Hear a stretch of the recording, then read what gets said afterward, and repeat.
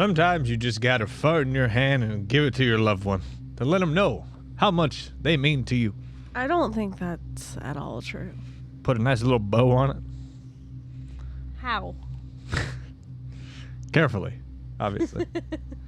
Or you can put it in the freezer, let it condense a little bit, turn it into a solid block, then take it out. That better and wrap not be my anniversary gift. it. You never know. I fucking hope not. Hello, my name is Fred Stewart. Welcome to Haunts, Graves, and Omens. With me, as always, my lovely co-host. It's me. It's Taylor. Hi. Hi, Tay. Hello. And with us running cameras and sound is Fred Stewart. It's me. It's always been me. I'm here. Except for the 9 months it was Marty. Yeah. And I don't want to get too far in the weeds about that. Marty's not coming back, but someone else might be coming in and being a third part of HGO. Oh. Someone that you and I both know. But we got some news stories. Narrow it down. That does not narrow it down It's for me. somebody that we know, surprisingly. Some news stories off the bat. This comes from right fucking here, baby, right in Oregon. A fugitive who escaped from a prison 30 years ago was found and arrested on Tuesday in Georgia, according to the U.S. Marshal Service, who has said he's been using a dead child's identity to evade authorities for the last 30 years. Jesus. Stephen Craig Johnson, 70, fled a work crew in 1994 while sentenced at Mill Creek Correctional Facility, a minimum security prison in Salem, Oregon, which is now since closed.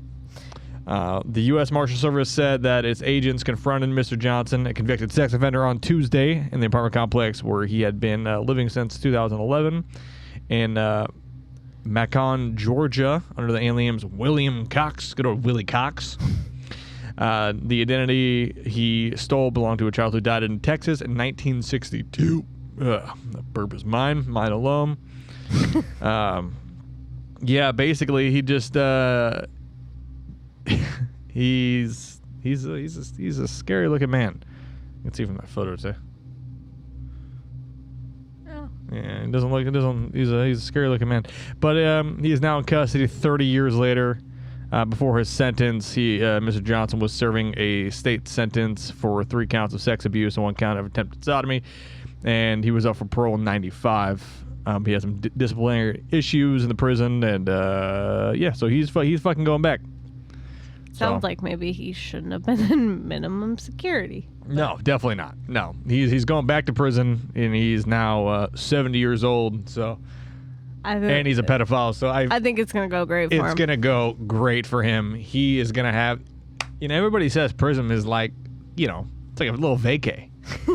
You get 3 square meals a day, get a place to sleep, get to hang out with all your buds. Sometimes those buds cut people's faces off, but I was still your buds. I was trying to predict what you were gonna say because I had no clue what you were gonna compare prison to, and my immediate thought was it's like an IHOP, and then no, definitely not like an IHOP. It's not full of pancakes, but there is something about pancakes, like that transition, like how Taylor has this story. She sent this to me. It is the funniest fucking story. I have never laughed so hard watching the same body cam footage over and over and over and over. I watched it so many fucking times. Oh, it's one of the funniest things in the world. Go ahead. So we're going to be talking about a onesie-wearing man caught hiding stolen gerbils in his pants. You're missing the key part of that, Tay. Oh, well, yeah. No, you're missing the key part about what's his fucking name. Oh, I mean, I was going to get into it, but... Oh. His name is Mr. Pancake. Yeah, his name is Mr. Pancake. Matthew Pancake, legally. My father was Mr. Pancake. He was a gigantic 6-foot-tall pancake. So I miss him dearly. We went to the beach once. I'm sure that didn't go well. That's when I lost him. Oh, yeah. Those seagulls tore him to pieces. So this happened in Columbus, Ohio, where police arrested a man who they say allegedly broke into several businesses in the far west side of Columbus, Ohio, including a pet store where multiple animals were set loose early Tuesday morning. In the body cam footage, you can see them like wrangling up dogs and cats and ferrets. My and favorite birds. is the cop trying to catch the bird, because like they clip their wings so like they can't fly. Yeah. Yeah. 'cause, well they can like kind of fly, but Yeah. it's like it's a lot of people do with their birds. Yeah. It's a common practice. And like they'll grow back, but it was just very funny watching this cop like doing like the little kid like squat waddle to like try to catch the bird, like when you're a kid and try to catch a frog, Yeah. and it kind of like oh Like when you try and and send you're, like, your trying to kid to go get a duck. You're like, Yeah. go get it. like, oh, and they keep trying to grab it, and like the bird like just kept like just staying like just a few inches out of his grip and was just like running on the ground. Yeah. So funny. Yeah. But he had broken into a bar, I think. Yeah, he broke into a couple of businesses, and he's actually very well known to the police around there. But according to Columbus police, officers arrived at the Petland store in Hilliard Station at 3:45 in the morning. Found the open door where animals were just fucking free. We're going. Officers at the scene were able to recover most of the animals. However, police said that they were looking for a homeless man named Matthew Pancake, who also allegedly broke into a Roosters and a Famous Footwear along Hilliard Rome Road.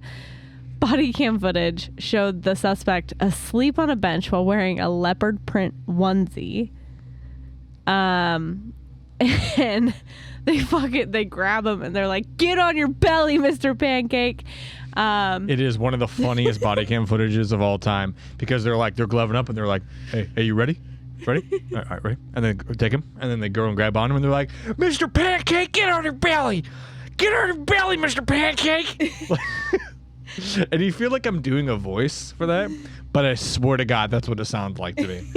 Get on your belly, Mr. Pancake! It reads like a South Park episode. It literally, you could tell me that, what's the guy that does like all the fucking skits and stuff? Oh, there's like thousands of those. He does a lot of like police skits and stuff. But you could tell me that it's one of his videos, and I would absolutely 100% believe you, because it's like the most absurd shit. Yeah. Get on your belly, Mr. Pancake. They also shouted at him, "In the name of the law, Pancake, get on your belly." It's I genuinely like think that the way that they were like shouting at him, I would fucking die laughing. Oh, it's one of the funniest things in the entire world. There's no way I could like keep my composure. It's with him. that. It's him screaming at him as he's fighting law enforcement, and the cops screaming at him, "Mr. Pancake, get on your belly," is just. I feel like he's assaulting a giant pancake creature. Instead of being like, "Get down on the ground, get on the ground." Like, show me your fucking hands. Show me your hands. And like, it's fighting with him. But he's like, "Mr. Pancake, show me your belly, show me your hands." Also, they were real like, you ready for the, like, it was going to be like some like very insane capture. Man's asleep on the fucking bed. He was asleep on the, well, yeah. He's not doing anything. He is oblivious. Yeah, to the world. Up until they go Until hands. they fucking pull him up. Yeah, pull him off his heart. They pull him up and then tell him to get down. Yeah. I was like, okay. Well, that's not even the craziest part of the story. It's what's next. Yeah. That I found really funny. So they were arresting this man. Obviously, they go through the whole, like, "Do you have anything in your pockets? Is there anything that could harm me?" And technically, yes, it could harm him, because there were several hamsters in his onesie. Yes, there were several hamsters in his pants. And so an officer pulls a hamster out of his pants and is just like, what the heck? Like, like literally, like you can hear it on the body cam footage. She pulls out a hamster and he's like, what the Yeah, it was like, yeah, because they literally call on the radio and they're like, traffic, gerbil secures. Gerbil secured. And then like, it just like, and then they're a little cheeky about it because they're like, you got a gerbil anywhere else? They literally ask for your safety. Is there a gerbil inside you? You know, when someone becomes a cop, you know, there's things that you know are going to happen in your career and questions you're going to have to do. You're going to have to notify someone's next of kin that they're deceased. You're going to have to ask a victim questions that are sensitive about the case. But no one prepares you to ask a man, for your safety, are there any gerbils inside of you? There's no way to train for that. No. I'm honestly shocked that they even asked, are there gerbils in you? Listen. Do you have a gerbil inside you right now? I assume you didn't eat it. I assume you didn't eat it like those seagulls ate your father while you went to the beach. Your belly, Mr. Pancake. I need to know, is Matthew Pancake his like legal Yes. godforsaken name? Like Yes. he didn't change it? I assume, well, whether like you mean like his birth last Yeah. name. I'm gonna assume that his last. I don't think anybody. Well, I should say I don't think anybody would change their last name to Pancake, but I feel like that was his name to begin with. I mean, never say never, Yeah. because there's a man who changed his name to literally anybody else for the presidential election. That's So awesome. It's a great name. You can vote for literally anybody else. Can. It's true.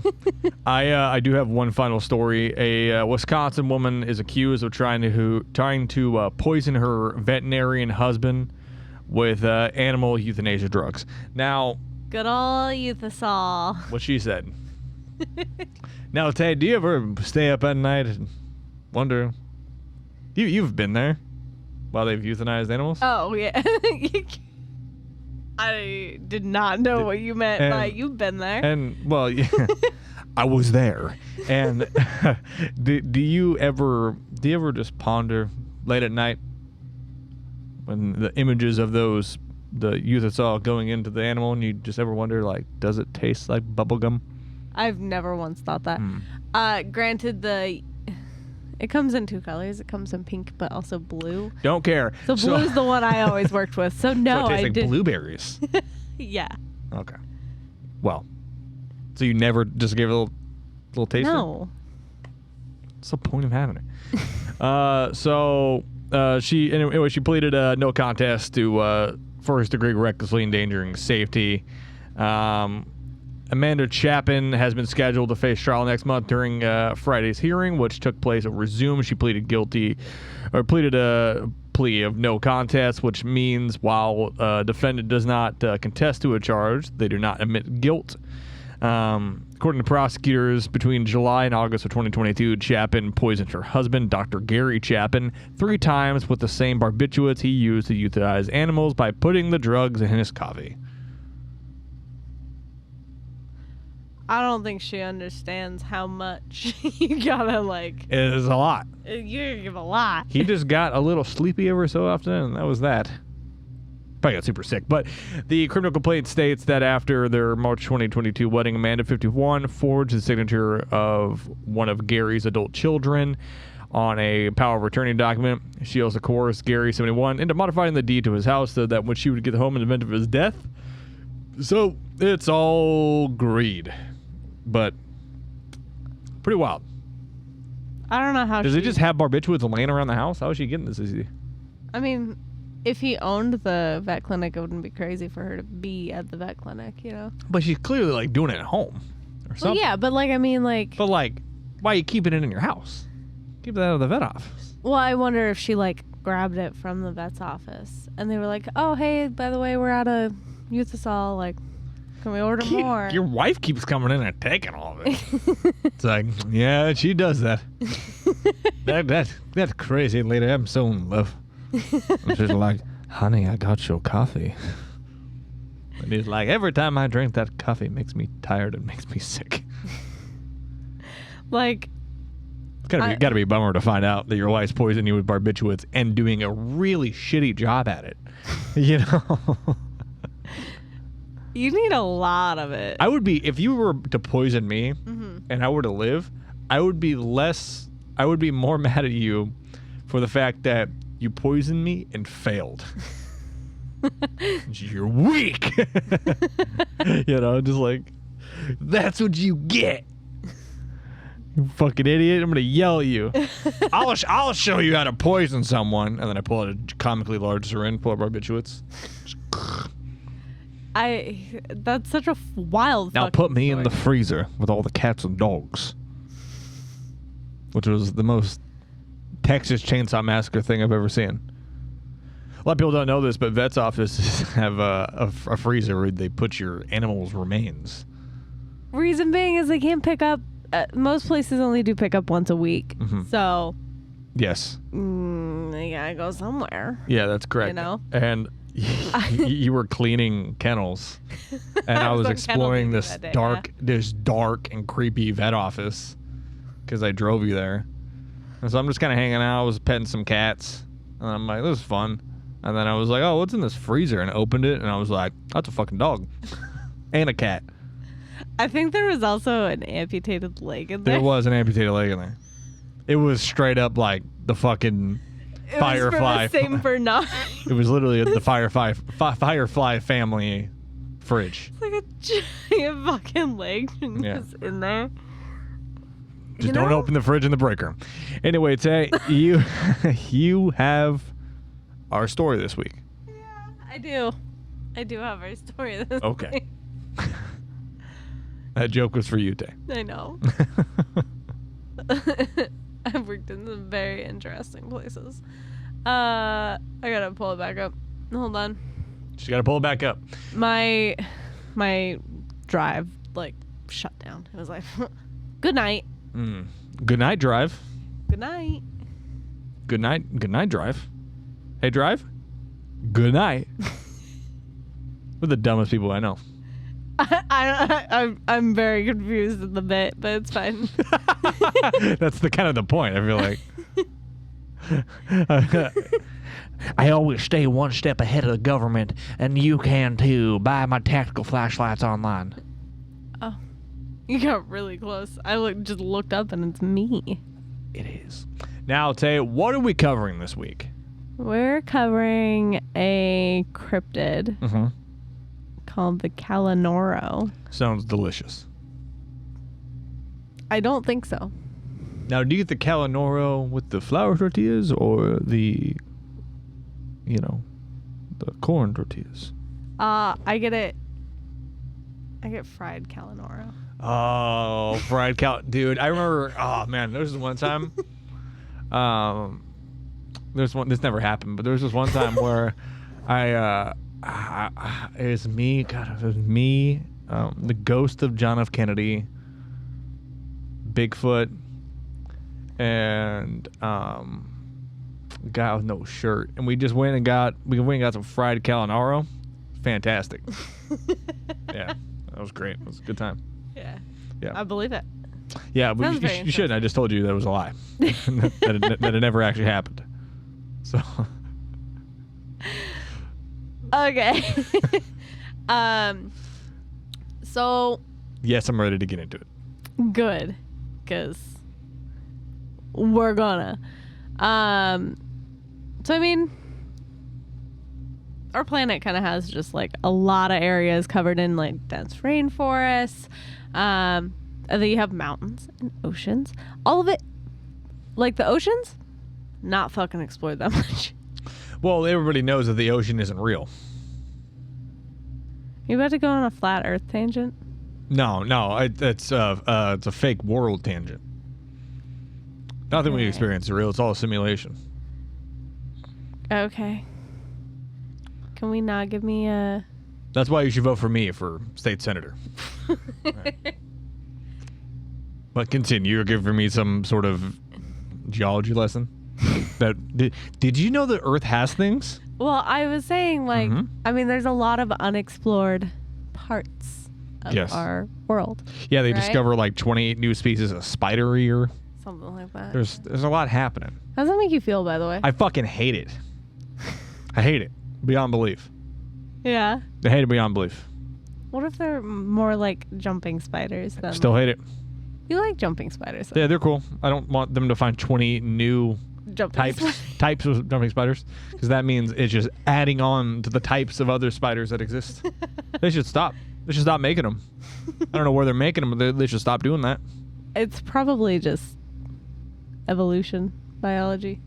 Yeah, but they should just like, I don't know if they're making them in a factory or not. Like there's there's a whole That's not how biology works. there's a whole cryptid. Well, it's not really a cryptid, but there's a whole thing of like a kind of like cryptid. But there was a whole thing about like giant spiders the size of this fucking table Yep. living out there, and I think if I saw that, I'd probably just die.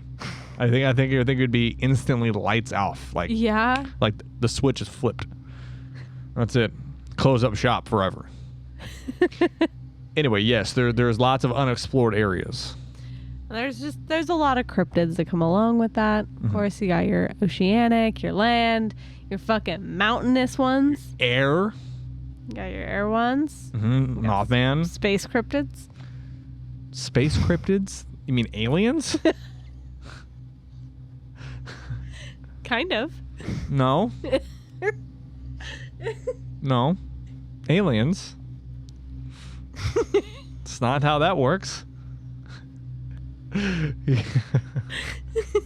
It's no. If it's terrestrial and it came from the planet, I could see it being a cryptid. If it came from outer space and it came here, Space Squatch? it's not. It's an alien. Kind of also a cryptid. Yeah, but it's mainly an alien. But also kind of a cryptid. No, it's mainly an alien. I'd say it's a good 9-10. 90% alien. Probably less. Probably more than that, actually. Probably 99% alien. 1% cryptid. But it's still partially a cryptid. We're never going to get the story started. No. So we are going to be going to Madagascar. Ooh. I don't think we've been there. Home of the hissing cockroach. And the movie about all the animals escaping the zoo in New York. Pretty sure it's just called Madagascar. Mm-hmm. Yeah. Yeah. That's what I was referencing. Okay. Now. Anyways. I was going to go on a tangent, but you continue. We see, I mean, there's a couple different kinds of cryptids in that area. But you got a couple different kinds. You've got like Fae type cryptids out there, I guess. Apparently I learned while reading. And then you also have your like diminutive humanoids of like hairy hominids. Those are pretty common out there. Yeah, he's got a lot of cryptids. I didn't know that Madagascar had more than one cryptid. I knew Madagascar had a talking chipmunk thing that goes, King Julian! I know that. That's the only thing I know about Madagascar. I don't think he's a chipmunk. He's certainly something. Now, are you more of a Kowalski or more of a Rico? Which one's the dumb one? That'd be private. That's me. So we are going to kind of talk about a cryptid that's like a conglomeration between like a Fae type cryptid and also a hominid type cryptid called the Kalanoro, which is fucking weird. Most who have heard of it know of it from one of two sources. Okay, one of our favorite shows. You can take a guess. Oh yeah. Fucking America's Most Wanted. Destination Truth. But you know, Okay. you know, I Yeah. guess. I was gonna say either Destination Truth or Mysteries at the Museum. That's a good guess. It's a good guess. I fucking love Destination Truth. I'm Josh Gates. Come with me to Madagascar. They paid a lot of money for us to come here and for me to drive this really cool fucking Jeep. There's also the Lauren Coleman's book, Field Guide to Bigfoot and Other Mystery Primates. This is kind of like a primate-y type cryptid. That is the one time that I feel like a book title doesn't need to be shortened. Yeah, no, I I feel like that, it's that's long, a good, it's but long, like but it's good. it describes everything. It describes exactly. It is no thrills. You know, There's no mystery to what you're reading. it's not like Bigfoot the Extreme, and then you're like, whoa, dude. And you open it, and there's just like a great beast that lives inside Madagascar, has this lots of hair, and is absolutely a fucking alien. Also known as a space cryptid. It's not space cryptid. We're not doing this. We're not doing this. So from these two sources, we can kind of figure out what a Kalanoro looks like. And it is honestly perhaps one of the most accurate of what people are reporting. The Kalanoro is described anywhere from 2 to 5 feet tall, usually covered in reddish brown or gray, dark colored hair with dark black or gray skin tone. And this creature bears very strong human-like characteristics. Many sources often say they bear actually a very strong resemblance to humans. But reports also claim that the creature has glowing red eyes, which we see in a lot of hominid cryptids, where they fucking just they looking. Yes, things do have eyes, and I'm proud of you for knowing that. These cryptids are typically said not to possess any form of technology or tool usage, nor do they have any known form of culture. While the hominid quality of these creatures might seem unremarkable and just a localized name for a group of species that is seen in other portions of the world, there are other features that do make the Kalanoro stand out and make it something entirely different than what we know in science and cryptozoology. The first is that Kalanoros are believed to possess a row of porcupine-like quills or spines, or like a protrusion down their back. Yes, I was looking at some photos or some drawings of the Kalanoro. It's very almost chimpanzee-esque. But also, the drawings that I saw give me like chupacabra vibes. It gives me absolutely chupacabra vibes, but it kind of has that spiky look to it. Yeah, it's got little spines down the back. Yes. I don't know. You know, another possible alien. The actual chupacabra is probably more so of a Zolo, but you know. I don't think it's a Sholo. No? No. What do you think it is? Not a fucking Sholo. See? Yeah. I don't think. Maybe some of the accounts, or maybe an animal with mange. Listen, we're getting off topic. I do think like some of the accounts very well may be a Sholo. However, I don't think all of the accounts are a Sholo. Mm-hmm. So we'll do this on Beyond the Omens, but we'll get into some conversation about that. The goal of these spines is never expressed. However, it's pretty safe to assume it's for protection from predators. Whoever the fuck is hunting those things, brave as fuck, because it ain't me. Absolutely not. Secondly, the Kalanoro is also claimed to have feet that point backwards. This feature is pretty unheard of in cryptozoological circles, and even the orang pendek is claimed to have backwards-facing feet. So, I mean, you don't hear it very often, but it does happen. The reason for this is that it theorized that the reverse feet are to help the creature evade capture. So hunters follow tracks in the wrong direction. Again, whoever the fuck is hunting these things is brave. We literally just did a story, not last week, but the week before, about a man going up to see strange lights in the mountain and go shoot guns at it. It's fair. And then he was like, I mean, though. oh my god, there's cryptids over there. There's some weird cryptid alien thing. Oh, let me shoot it. And yeah, he shoots at it. People are fucking dumb. We fair. like to go and explore weird shit. I mean, that's fair, I guess. So this has appeared time and time again in the description of this creature. From like it's mentioned in like folkloric standpoints, whereas official sightings of the creature don't actually mention the backwards feet. And some suspect it might just actually be a fabrication, that their feet actually don't face backwards. The Kalanoro is described as being omnivorous. It has a particular fondness for crayfish and fish, as well as raw food in general, but will and has been reported to eat vegetation. You know, every so often it's nice to have a nice little salad. Yeah. You know, I get it, man.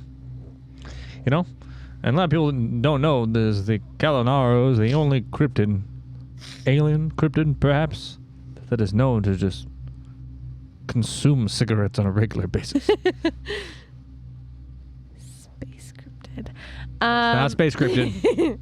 So, while the Kalanoro is the common image, kind of as described as like what the creature is supposed to be and what's most often reported, it is also important to note that other cryptids like Jersey Devil or Tuttle Bottom Monster, the name has been used to describe a variety of other creatures throughout the island as well. Different tribes have different concepts of what this creature is. Most of what has been written about the Kalanoro comes from researcher Raymond DeCary, who in the 1950s researched the varying tribes' tales and stories of the Kalanoro. Near Lake Kinkoni, and the Sakalava tribesmen describe the Kalanoro as a small 3-foot tall creature that live on the fringes of lagoons, particularly in reed thickets, and have 3-toed feet. Like a frog. Like a frog. Like a frog. Oh. Which, also, a 3-toed foot is, we see that very often in Ghosts? Demonic events? I was going to say cryptids in general. Well, demonic events as well. The iteration of threes. Yeah. Yes. Perhaps because they're all actually connected. Perhaps. Again, the diet primarily consists of raw food and fish, which they get from the lagoons. The variation is believed to be capable of speech and will hold an individual in conversation until the person that they got caught talking to is consumed by the lake. You ever think that it's a little too, maybe a little too cold to be swimming this time of year? I heard it's gonna rain next week. I'm like, yeah, I heard that. Did you see that Steve from down the street who bought a motorcycle? It's like, no, I didn't. That's awesome. And he goes, you ever played in a pool before and they play a shark? But this is like that, except it's kind of real. Excuse me? We're going under. So the Lake Aloha tribes describe the Kalanoro as both an amphibious creature similar in appearance as well as a strictly land-dwelling creature. This creature is often described as having hair down to its waist, and there are oftentimes tales associated with this variety in which they will eat crayfish and leave the remains on rocks in the middle of rivers and other water sources. They're fucking making a mess. They are indeed making a mess. And when you elect me as a state senator, I'll make sure to kill all these fucking goddamn space cryptids that Taylor calls. Getting rid of the space aliens. I'm sick and tired of them coming down and eating all of our crayfish and leaving them in the middle of rivers. Is that your biggest standpoint? Yeah, definitely not that, and the fact that thousands of people a year disappear in national parks after reporting alien sightings. Yeah. And stuff like that. So, definitely not that. No. Because there's nothing I can do about that. Yeah, not really. Other than give every single God-fearing American a fucking gun. Okay. Give babies guns. Bad idea. Listen, I think a bunch of toddlers, they can be an effective mortar team. Like one toddler is really good at math. Yeah. And just be like the other one's the loader, throws the fucking mortar into there. And that's how we'll combat against these aliens or cryptids or whatever they are, leaving crayfish in the middle of our rivers. Anyway, the Betsilo tribesmen call the Kalanoro the Angalapono and describe the Kalanoro as a strictly forest-dwelling creature and describes it even smaller than the tribes that live around lakes. They often describe it around 2 feet tall. So some also claim that they're even more tiny. They're just little guys. They are just little guys. They're little guys eating crayfish, leaving them in the middle of rivers, which I don't agree with. But, they're just little guys hanging out. They also, fun fact, the Betsilo tribe claims that they abduct children. No, sounds about right. As well as adults from time to time. Time to time. Usually it's children. Yeah. Now, is this more of a, like a kind of like a La Llorona, like kind of like folklore tale of like stay the fuck out of the forest and this kind of stuff? I don't know. Or is there actually a cryptid going around and stealing kids? I don't know. It's a good question. Why don't we keep reading and We'll find out. make a choice, make a decision. Some cases of such abductions include one where a man claimed that one abducted him to be its mate. There it is. There it is. I sit back to like listen to the story. And you're like, we'll keep reading. And then you fucking say that? Excuse me? What can I say? I choose the stories. I think you look super pretty today. I choose the stories where some hinky shit goes on. Yeah, you a freak like that, but Is somebody gonna match my freak? yeah. That's you're gonna have to continue because I want to understand why he thinks that it pulled him to be his mate. Was it like dragging him through the forest and like brings him into a cave and he's like, I'm gonna fucking die in here. Like this is my death, and then he opens his eyes and then it's like a super nice table that is clearly stolen, like has scratch marks in it and shit from it, and then there's like all these chairs and there's like a hastily made vase, and he's just like, Dinner. Maybe. I don't know. You ever seen Cars 2? What about planes? You wanna watch planes? My favorite movie is Disney Pixar's planes. Yeah.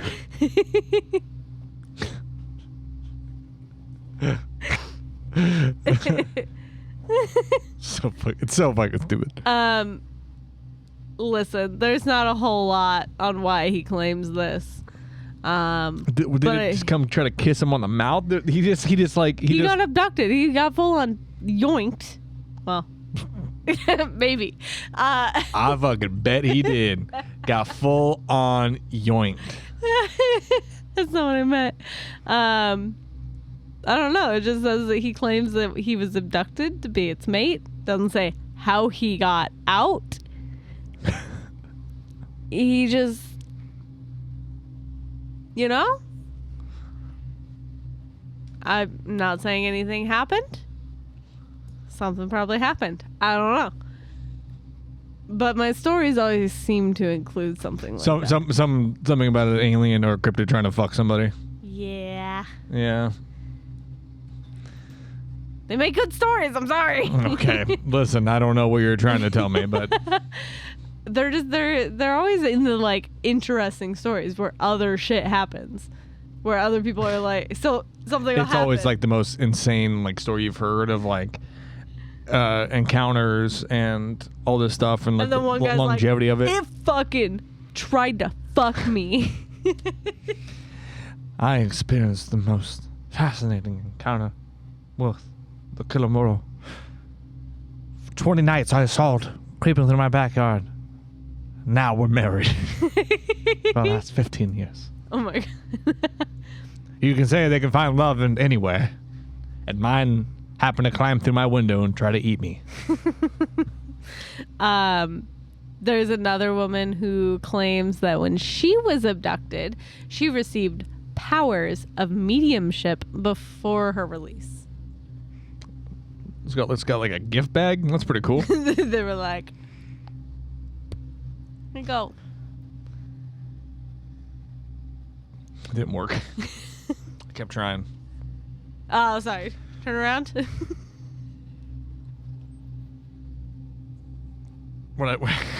Nothing happened. Don't worry about it. I'm gonna keep my eye on you. I don't like that. So anyways, I don't like being had. I will not be bamboozled for the namesake of this podcast, hey? All right? You're gonna look back and be real upset when you find out nothing happened. I didn't do shit. Oh, I know nothing happened. You know what I know? My medium powers kicked in. There was a few second delay. Is that what you're telling me? Yeah, it's like the monitor on the TV. so we can switch our cameras. I can tell. I know what's up there. Yeah. You can't confuse me. I can. But I instead will continue the story. The Bara tribe, however, claims that the Kalanoro is extremely quick and a good climber that will come into their villages to steal food, which is a behavior that other tribes have noticed. In northern Madagascar, the Kalanoro is said to be particularly aggressive. They're also believed to dwell in caves and are believed to have long claws, which they use to attack any who attempt to capture them. In both the Anka Zoabo district and throughout northern Madagascar, the Kalanoro is said to be feared by both young and old, for not only do they attack with sharp claws, but again, they like to kidnap kids. That's kind of their like that's their he's a 10 but is that they kidnap children. Yeah, I mean, like, there's only, like, you can't be doing that unless you're, like, New York, financial ear, you kind of like you own an island, or you work in politics, or you simply have a lot of money. You have a lot of money, or you own a multi-billion-dollar company, or you get it. Yeah, no, I got you. Or if never mind. We'll leave it at that. You guys can figure it out. Similarly, the Bara of south-central Madagascar described the Kalanoro as partially arboreal creatures that are excellent runners and climbers. One element that is important when discussing geographical differences with Kalanoro is that there are often tribes who will claim their Kalanoro are all male or all female. Interesting. I'll be honest, I don't know how they tell the difference. Someone found out. I have a feeling it's the way you tell the difference between whether or not it's a male or a female Kalanoro is you do one of these.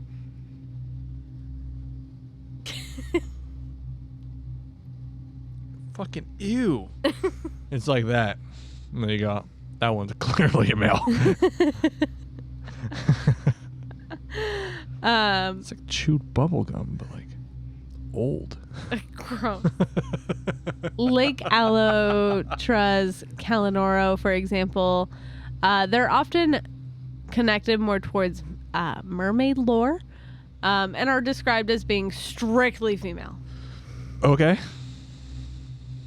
They like to swim. They girls. Oh, what? What the boys can't swim? Duh. Oh, dude, the boy Kalanoro. Kalanoros and I, listen, we're going swimming. Yeah? Yeah. Where? They'll find a place. All right? And then there'll be no girls allowed.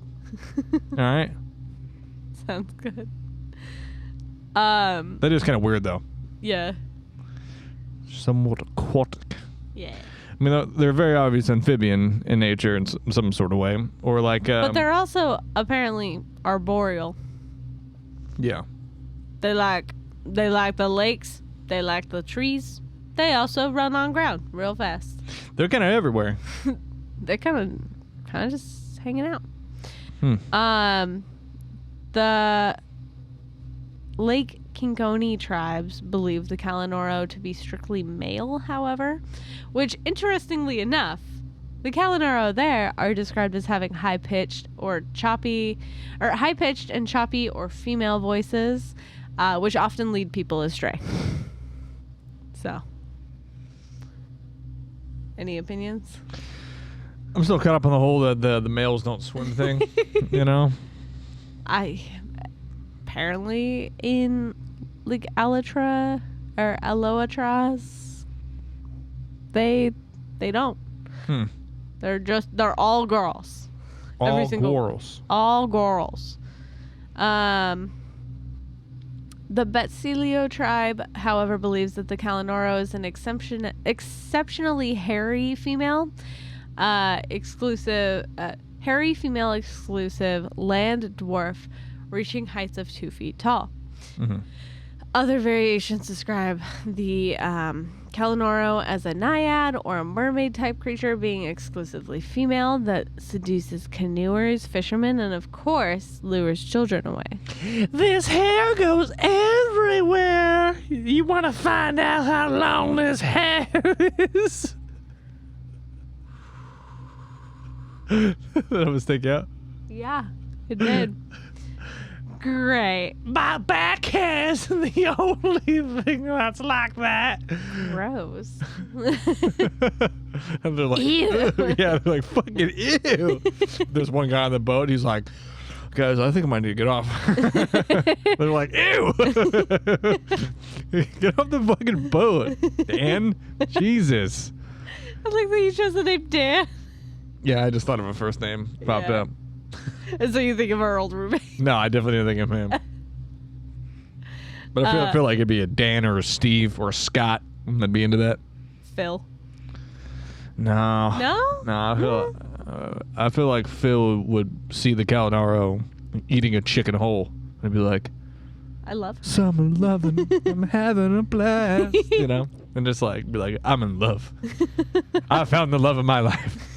She ate 15 of my chickens in a row. Whole.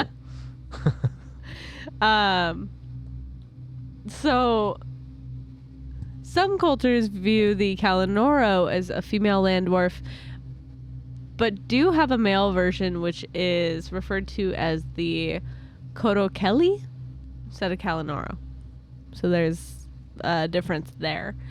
In these tales, the Kalanoro lives in caves on a bed made of silkworm cocoons, often described by Western explorers and researchers as a fairy bed. The female Kalanoro of this variation is also interested in the children of men, and similarly to stories in Celtic folklore, will swap her children for those of humans. Honey? Was is the it? baby hairier than you remember? Nah, that looks right. Are you sure? Did hon, he's got your spikes.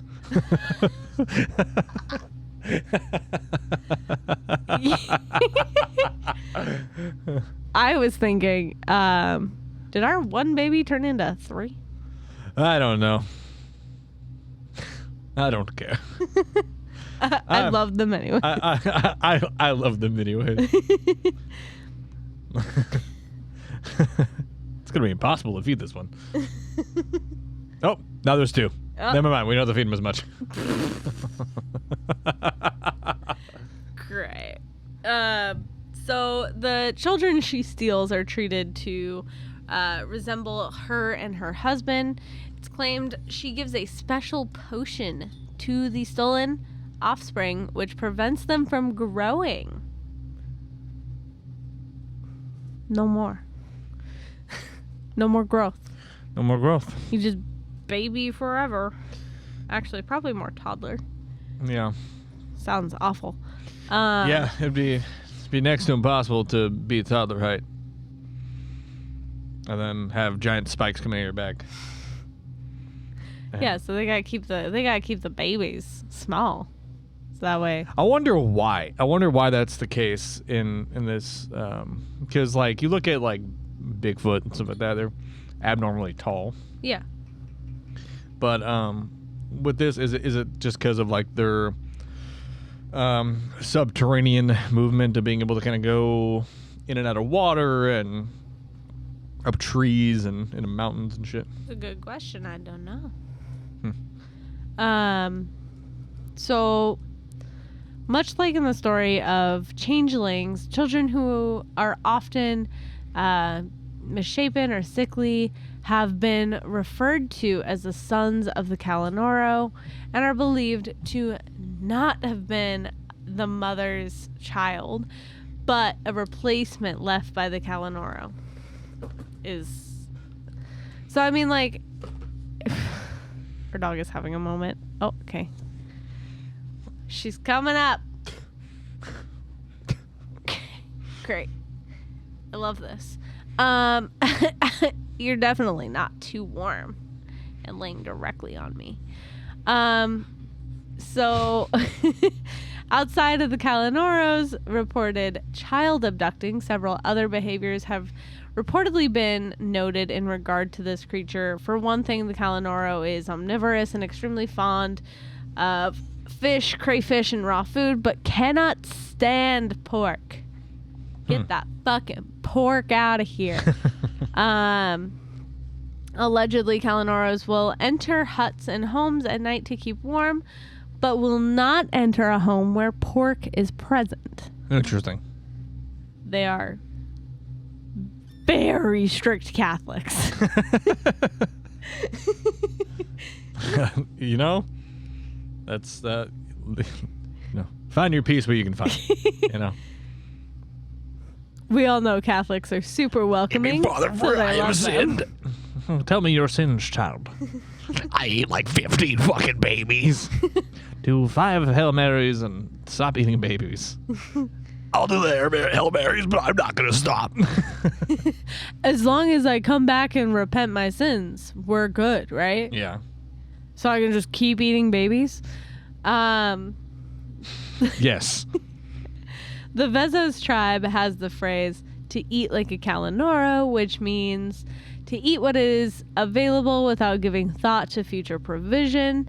And behaviorally for the Kalanoro implies that these creatures have a ravenous appetite for such a small creature. The Kalanoro also has no fear or aversion to fire, as some of the most interesting sightings involve them approaching and even warming themselves by the embers or flames.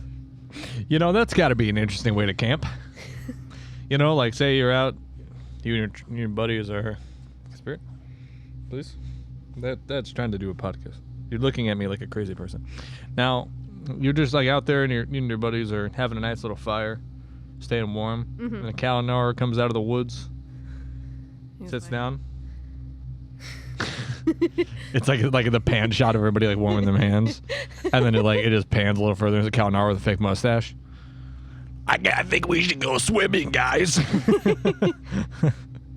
But not me. This was a boys' trip. Wait a second.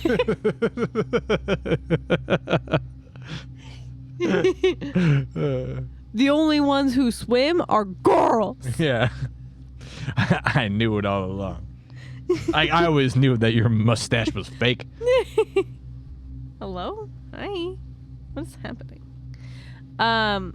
So while most tribes feel the Kalanoro is a flesh and blood creature, this is not absolute. Many tribes also view the Kalanoro as a kind of nature spirit or supernatural being. For example, the people of the village of Ambalaketi believe that that a particular cave known as the Ando-Boara cave is a sacred site for the Kalanoro.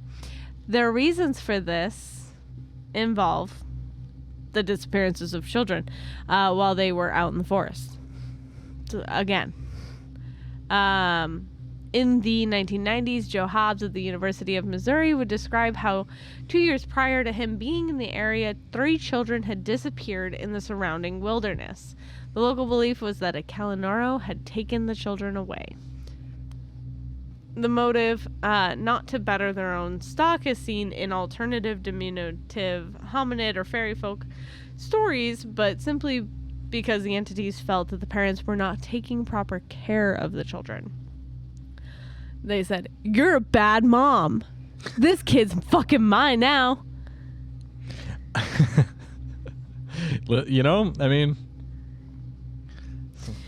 Are there any good schools inside of this cave? It's the CPS of Madagascar. A horrible cryptid. I mean, they're just getting kids out of bad situations, Really? I guess, in this version. Well,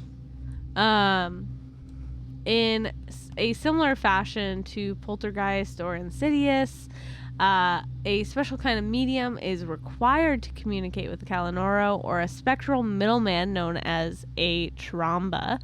This medium would act as a conduit in which the Kalanoro or tromba could speak through and ultimately give it or the Kalanoro's demands. These demands would need to be met in a timely fashion if the children were to be returned. Oftentimes this revolved around them leaving gifts or food to the creatures, such as honey, or even sacrificing a zebu cattle designated by the Kalanoro or tromba. If the demands are met, a Kalanoro will either reveal to the family or give the tromba... Oh, God. So good, Spirit.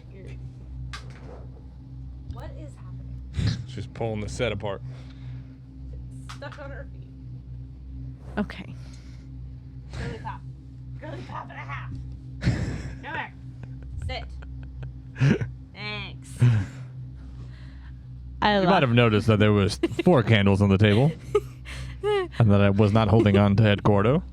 There was now 2 candles on our table, and our set is moved around.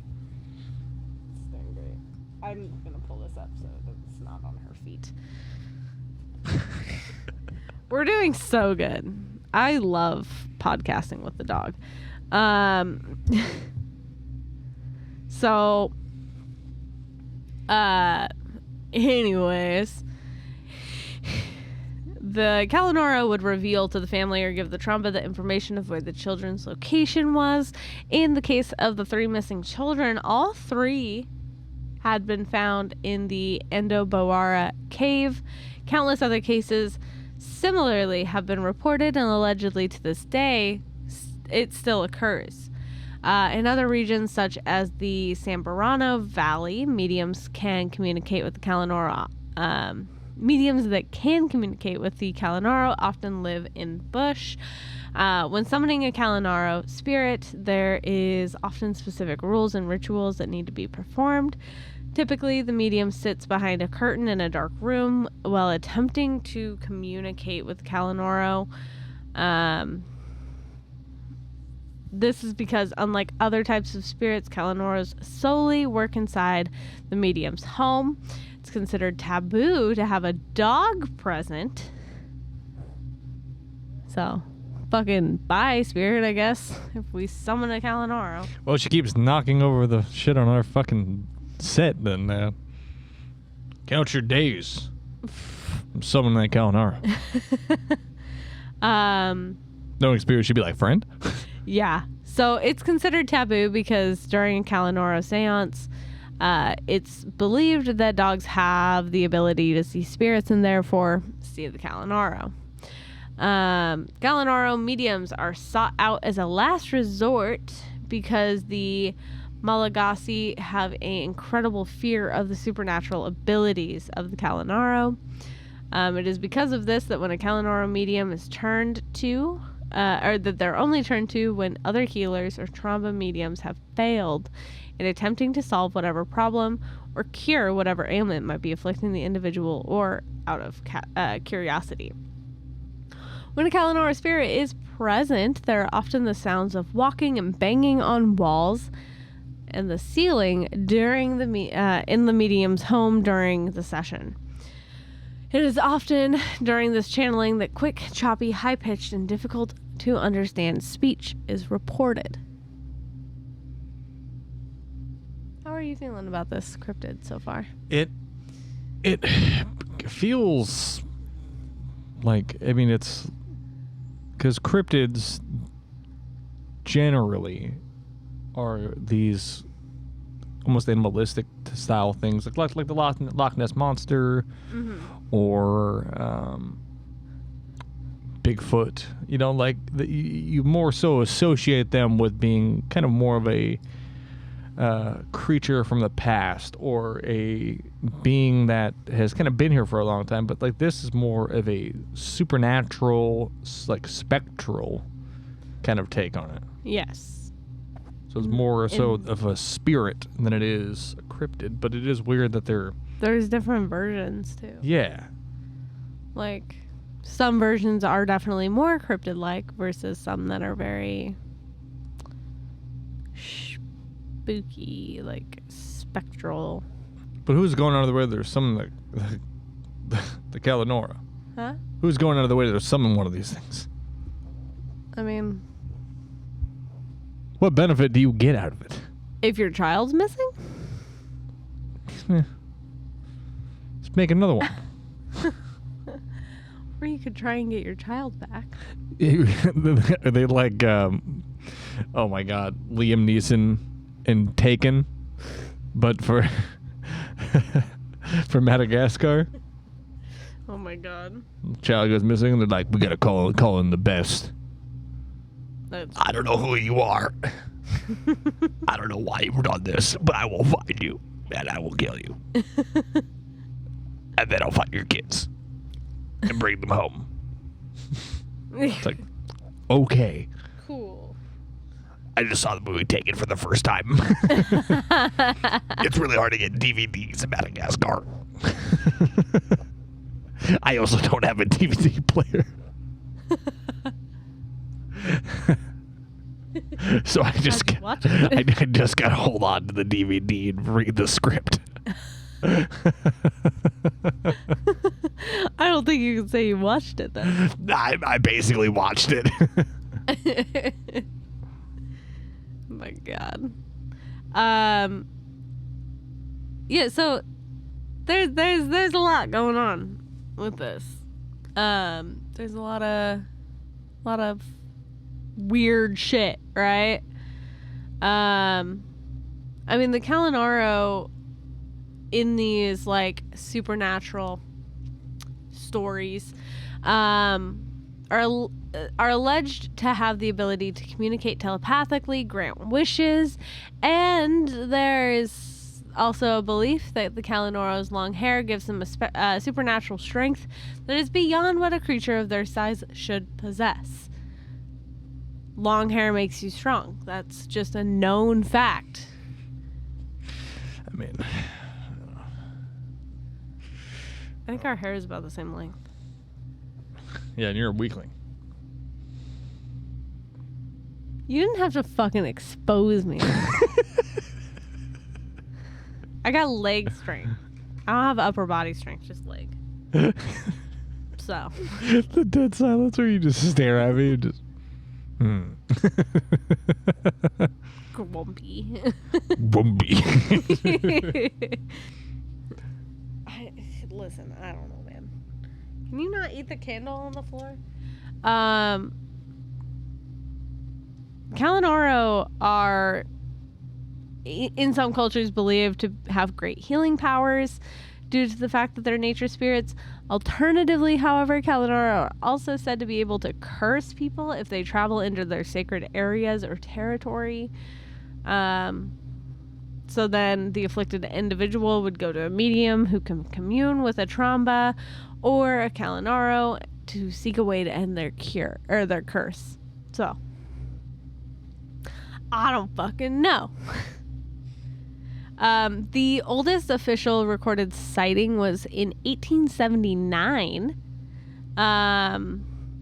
And unlike a lot of cryptozoological cases, involved not a mere glimpse of something anomalous in the woods, but a full-blown capture of a strange animal. The bizarre beast was captured in northern Madagascar, west of Maro Etc. The creature was found sleeping on a branch and was taken by a group of the Malagasy under the employ of a trader from the west coastal settlement of Manahar. They treated him like Mr. Pancake, and fucking they were like, fucking yoink. Yeah, I mean, listen, you see, Get on your belly, Kalanoro. Get on your belly, Kalanoro! Mr. Kalanoro, get on your belly! Yeah. I mean, listen, you see a Kalanoro sitting in a tree. It's a lot like the ducks at the park, you know? They don't belong to anybody. You can just take them. To Kalanoro sitting in a tree. Killing. Oh. It's not where I was. And also kissing. Maybe? Kissing each other? Oh? Kalanoro and a human sitting in a tree. Kissing. I love this Kalanoro. He got fucking kidnapped. You know? That's what people say about the Kalanoros when it kidnaps you. That's how that man knew that it wanted to mate with him. Just give him little forehead kisses. Oh. That's all it does. Just Wraps his fucking claws around your face and pulls you in and just like... repeatedly. Then you just blush and you're like, oh, no. I feel flattered. I feel Pretty flattered. And I'm gonna have to decline. I feel scared but kind of horny. I don't know. I don't know how to feel about that. That's how everybody feels. I'm horrified to look at. So the group proceeded to grab the sleeping creature who was just hanging out on a branch. The creature struggled to escape the grasp of its assailants and actually managed to bite several who had gotten too close to its mouth. The creature, however, was subdued and contained in a cage where it was observed by a European trader. Are we shocked? Known as Mr. Carms? I don't fucking know. Carms would describe the creature as the following.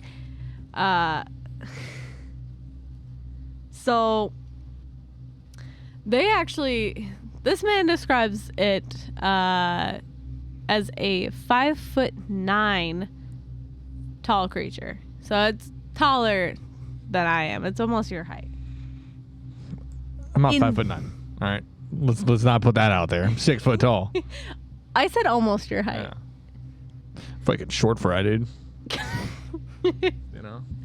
I just look at that and go, It's almost. get out of here, Kalanoro. It's almost average man height. I don't think that's true. Average height's like 5'10". 5'10" or 5'11". I'll look it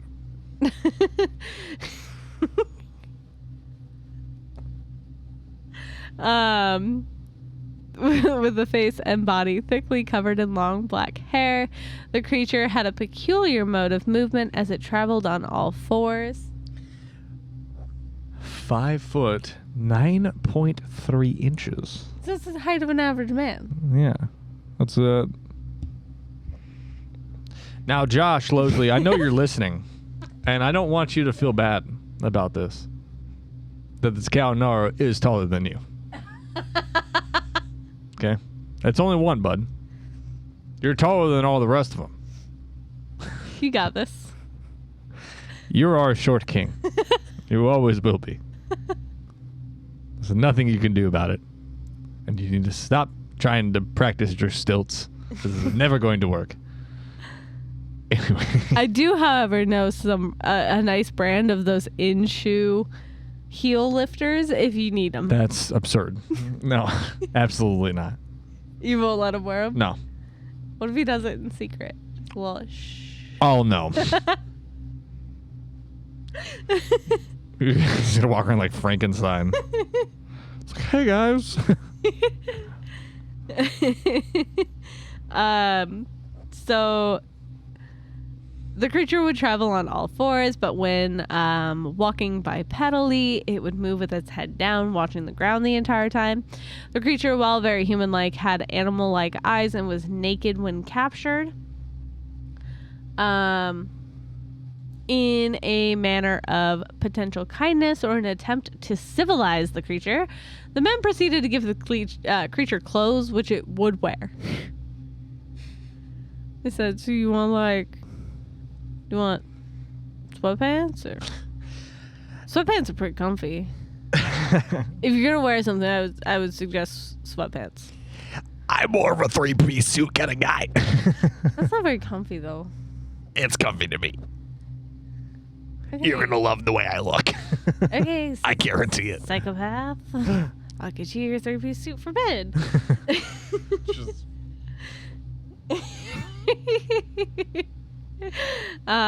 Make sure they're covered in starch so I can't move. I like being able to not move at all when I sleep. Great. I want to be swaddled like a baby. I want to be swaddled like a cardboard box.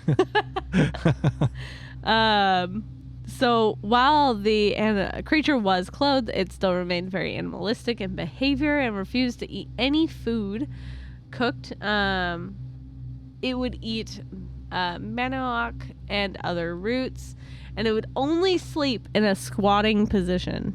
So a 3-piece suit's going to be real hard to do that. That's... Does the Kalanoro need to shit often? I don't know. He's just slab squatting to sleep, though. Yeah. That's got to be killer on the thighs. And also, like, it's like you ever use a squatty potty? I've not.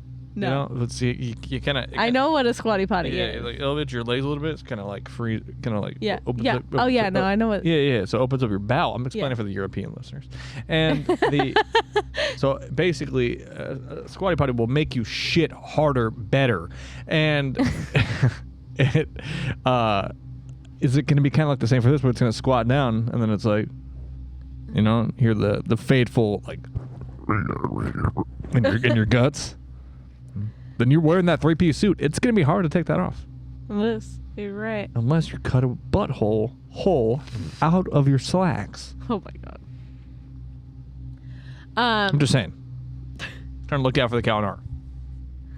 So, as time went on, the creature allegedly was capable of picking up on some words and being able to converse with its captors. It was from this that the captive revealed it had a father and 2 brothers who lived in the same forest. This would prove to be a poor decision because it's a European man who has this creature captured, and he said, I need more. You know this creature that we know that we have stolen from its home that we know And barely it exists. bit several people. I fucking love it. We should get like 40 of these things. Can I get another one? Excuse me, Father. May I acquire another Kalanoro? This one bites a lot, and I love like- him. You know, like the Romans on the like chase lounge. Mhm. He's like, I require another. I Go fetch me another Kalanoro. have to pull away from the mic to do this. I require another Kalanoro because this one keeps biting. Also, I would like more grapes, please.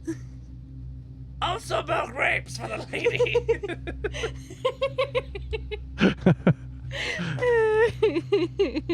Just like, hey.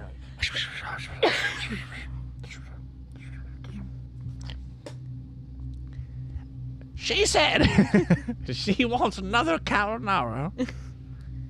And preferably one that doesn't shit everywhere. Because apparently, when they sleep, they can also shit. Something to do with the squatting, I assume. So, his family was reported on several expeditions, but were capable of avoiding capture by jumping from tree to tree and running on all fours. So, get shit on. However, the captured creature ended up passing 5 months after capture, and no known searches for his relatives had been recorded after. In an 1886 account, which was published in the Antananarivo Annual by G. Herbert Smith. That's a very, very white name. Old white man who steals things from other countries. With tiny glasses on. Yes, G. Herbert Smith is the name. I gained my fortune by selling farts on Etsy. Just as my father did before him. This account describes an eyewitness who would encounter the creature only a few feet away from him. I don't want that for our anniversary. Thank you. I feel like you're trying to get ideas. That's not it. It was just the bit starting to get into it, and you're like, So anyway, and you just get back into the story after making a bit about a guy selling his farts online, completely ignoring it.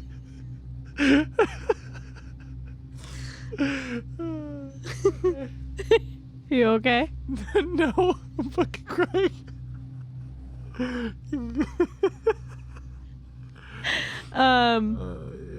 So it was in the heart of the Malagasy forest that an unnamed traveler had stopped for the night and began to set up camp for the night, of course. And the man proceeded to light a large fire to keep himself warm and also scare off any potential threats.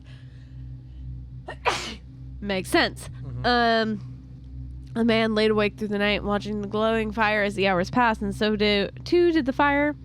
And soon it was nothing more than hot glowing coals and embers. And it was in the slight glow and smoke that he noticed a small individual come close and approach the fire. The creature stood near it, warming itself, and seemed to enjoy the heat it produced. He said, I like this. Great. So the man peered at the creature, noticed that it was a small humanoid covered with long hair and had a flowing beard. It was a lady. The man, disturbed by this figure, proceeded to slowly reach down to a stick next to his body. And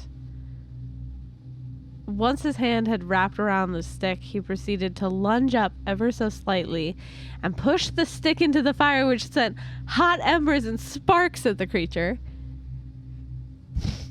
Is that how you greet your, like, little buddy? Well, I mean, was he intentionally trying to launch sparks and Yes. embers at it? He was? Yeah, he was just being a dick. Hear me out. This guy's not a villain. All right? No, it may seem kind of fucked up. But, you gotta remember, you're enjoying a nice campfire by yourself, and a horrifying monster shows up and is like, you don't own the heat, do you? I mean, it's not doing anything, though. Yeah, I don't like it. It'd be the same vibe as like a fucking bear showing up. I'd be like, flick, please leave. You know? Yeah. You can't just be like, hey, buddy, you knock that off right now. I mean, technically, they are supposed to, like, they do have a bit of human language knowledge. So, I mean, you could be like, You have any games on your phone? fucking leave, buddy. And it might work. The hot projectiles stung the creature's skin and in turn caused it to flee back into the dark woods.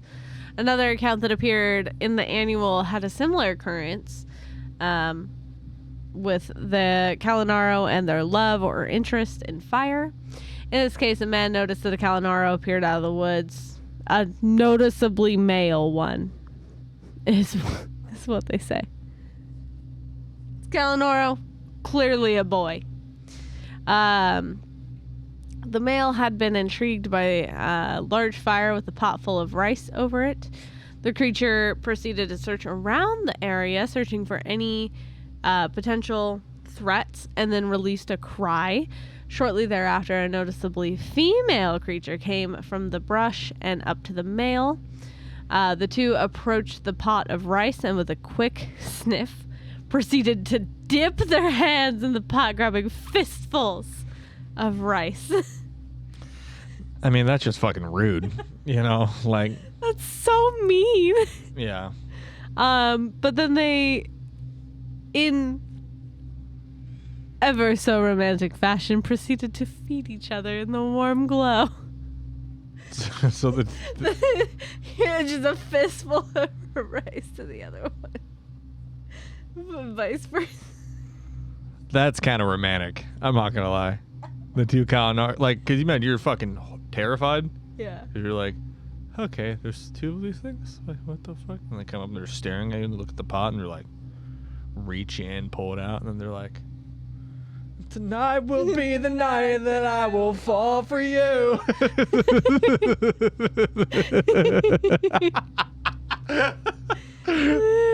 That was too good. It was almost practiced. Oh man.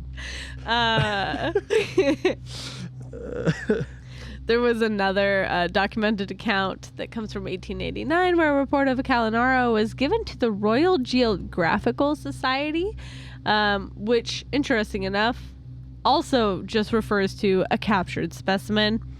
In 1924, Chase Salmon Osborne would go on to describe an encounter that he had involving two Kalanaros. It was during one night he looked out from his camp in the area and noticed two individuals wrapped up in the touch of intimacy. Do you think it was the two Kalanaros from earlier? Maybe. They're like, you don't got any rice, but that's okay. We'll make do.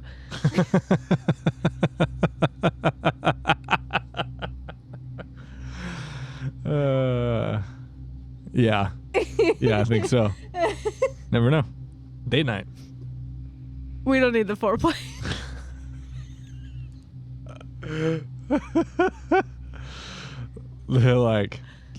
They've been like hiking through the woods and like, finally a guy to have sex in front of.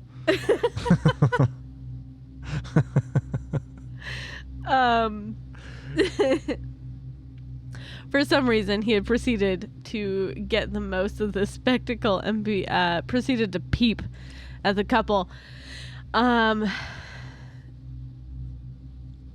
So initially, he thought it was two people, which somehow makes it better that he was watching. He's like, ew, brother, ew. He's like, maybe. Mm? And then he realized they weren't people. Yeah. First I was disgusted. Now I'm intrigued.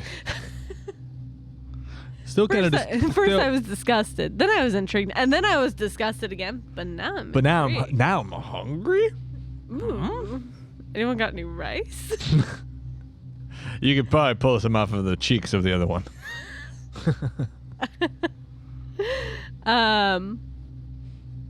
So while the reports of the Kalanoro are believed to be exclusive to Africa, a group of creatures bearing a very similar appearance were reported in 2006 in the Democratic Republic of the Congo.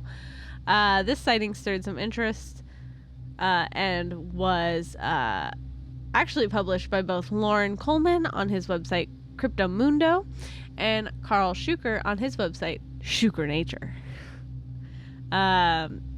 This sighting in many ways is one of the more interesting ones because the side aspect of the account is that a video was taken of the creatures and that the government has the evidence.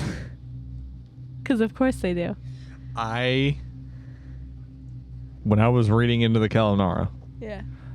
the first thing that I read was about the footage Yeah. and how it was acquired. And I was like, I got a few questions. But we'll get into it. Yeah. But go ahead. I was like, fucking, huh? So Who reported it? a U.S. Navy SEAL was the one who reported this. Yes. He was doing a covert operation in the Democratic Republic of the Congo near Lake Tanganyika between 1997 and 2002 that he and his team were trekking in the deep jungle, encountered a bizarre primate unknown to science. Now, why are Navy SEALs in the Republic of the Congo doing operations? That's for them to know and us to not. I'm going to find out. The team encountered no more than 13 chimpanzee-like creatures. They're about 4.5 to 5.5 feet tall. These creatures are about my height.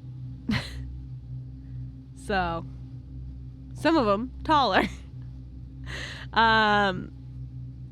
They were covered with dark gray fur all over their bodies. The creatures walked bipedally around the area, much like a person and more gracefully than typical primates. This, however, was not the most bizarre feature, for the creatures had porcupine-like quills that ran down their backs and stood erect, not flattened like a porcupine. These creatures were in the act of hunting or killing another animal when the seal captured their appearance on camera. The creature's spines, when excited or agitated, would be more like erect, most likely for defense or for display. The U.S. Navy SEAL managed to get around 3 minutes of these creatures on video. However, due to the complicated and top secret nature of their operation in the DRC, the film has since been listed as classified. The answer to the question that I had was war. It was war. There was war happening. But classified, huh? It's now classified. I listened to a fantastic interview, and you guys should go listen to the Sean Ryan show. Interviewed a guy about the military's practical uses of the paranormal, and probably some other similar project. It's probably somehow related to Project A-Tip and all that other fancy shit, you know? Yeah. It's probably some sort of alien phenomena happening. Probably. They go, it's like, so, Dr. Taylor, we brought in 2 of these Kalanoros. Is that what they call it? Kalanoro? Kalanoros. Yeah. Yes, that's right. Now, why do they keep feeding each other rice and trying to fuck each other? Is the rice part of the mating ritual? Yeah. Sure is. That's awful. Don't ask me how I found out. Unseasoned rice? Don't ask me how I found out. I was heating up my lunch in the break room. I had the Kalanoro worst lunch of my life. You would not Kalanoro believe it. leans on the door for him, and he's like, "Hey, Eat that, or- hey." It's like, no. It's all right. You're probably you're probably wondering what happened to my lunch. Let's just say I'm not eating it anymore. Thanks to the Kalanoros, I'm getting takeout. So, I mean, we've gone through a lot of sightings, I guess. However, we're gonna talk about the Destination Truth one. So, in the show Destination Truth, Josh Gates and his team of truth seekers had descended into the Malagasy forest to search for the creature in 2010. While there, he met two particularly compelling witnesses. The first was research biologist Dr. Stephen Goodman, who, while out in a particularly large section of the forest, was proceeding to check his mist nets in search of animal activity. It was around 3:30 when he noticed a strange and bizarre creature near the nets. The animal had a look of absolute terror in its eyes, either from being seen or the contraption that laid before it, and quickly, as it could, slipped off into the ridge where the trap was set and off to the woods where it left the view of Dr. Goodman. He described the creature as 3.5 feet tall, with long hair covering its human-looking body. John Mahazo, another witness and local park ranger, had a much more harrowing encounter with Kalanoro. He actually had a violent face-off because he'd seen one in the distance, and the creature, realizing it was seen, ran and lunged at him, ultimately grappling and grabbing his body with its taloned hands. John could not move as he was trapped by the inhumanly strong grip of the creature, and fear electrified his body. However, the creature, either in a change of heart or figuring the park ranger was not a threat, proceeded to release the man, and the two ran in opposite directions. Obviously. Which was lucky for him, since rumors of the creature claim that it utilizes its long talons to kill people by impaling them through the chest and stomach. You could say that's a bad day. That's pretty bummer day. It's pretty fucking bunk. That is pretty bonk. Josh Gates proceeded to investigate in the northern forests of Madagascar at the Amber Mountain Preserve. While there, his team had found small childlike footprints which, while inconclusive, bore a striking resemblance to how Kalanoro's tracks were supposed to look. Another anomalous finding was a hit on their thermal camera of a bizarre figure dodging in and out of the forest, yet the identity of the figure remains a mystery.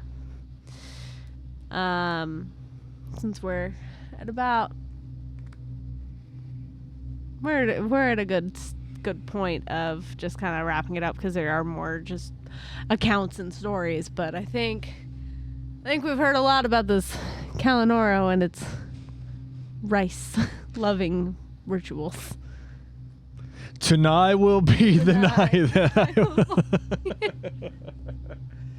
Yeah, so what do you think the Kalanoro is? Do you think it's more of a earthbound entity, and where it kind of originates from the earth, and it's kind of just out there in the forest and the water and the mountains? Or do you feel it's more celestial and it's more alien-esque, or do you feel it's more supernatural? I think it's more terrestrial, mainly because there are more sightings and more encounters of a terrestrial type being versus, like, yes, there are supernatural encounters, but like not as many. Not as many. And then I don't think it's a space cryptid, because Okay. it just, I don't know, it seems very terrestrial. Yeah, it to me it feels more of a earthbound entity that kind of exists. As for the supernatural conjuring things, I don't fucking know. Maybe it can do both. Maybe. You know? Never know. Works part-time as a supernatural being. Yeah. Yeah, you never know. But I think it's more of an earthbound creature. I think it's possibly some sort of ape-like creature. You know? Yeah. Something. I don't know what it is, but it's a very odd creature. I know one thing for certain, though. I will never take a Kalanoro to go to a sushi date. You're not going to want to eat the sushi after that. Never going to want to eat sushi again after that. I mean, that's fair. It's horrifying. So much screams and blood. Excuse me? And secondhand serenade songs. Well, Tay, that was fun. Did you like it? I did like it. It's a very weird cryptid. I saw it and I was like, there we go. Yes, and I've Cryptid already... that tries to fuck people? You bet. You bet. And I've already started working on next week's episode. And I'm also working on some other really cool stuff that you guys will see once it's done. But let's just say next week's episode, we're venturing beyond the grave. Oh. But not quite. More like 1 foot in the grave. That's never good. Yeah. In the wise words of a scholar, I got 1 foot in the grave and I won't fucking die. But it's a plague. Now, if you want to follow us on Instagram, you can. HGOPodcast, TikTok, HGOPodcast. Send us some fucking hate mail or whatever. HGOPodcast@gmail.com. Whatever. Send us death threats. Send us Kalanoro vor. Just spitballing here. If you want to follow me directly, you can. And I had the Haunted on Instagram. If you have Twitch. the Kalanoro video, whoever in the government, if you're watching, send it. And I know that you are. I know you're watching. Okay? Pass it off to Tay. You can follow me on TikTok and Instagram at Lunar Thrill. You can also follow our dog on Instagram at Spirit the Turv. Otherwise, that's all I got. I don't do anything else. Perfect. Well, Tay, that was fun. Thanks. Thanks. See you next week. Yeah. Not going to talk to you for the entire week. But most of all, my dear friends listening, remember to stay spooky. Stay haunted. And give me some of that rice. Give me some of that rice. Oh, give me some of that rice. No, it's mine. It's my lunch. Rice. Get on your belly, Mr. Pancake. All right, bye.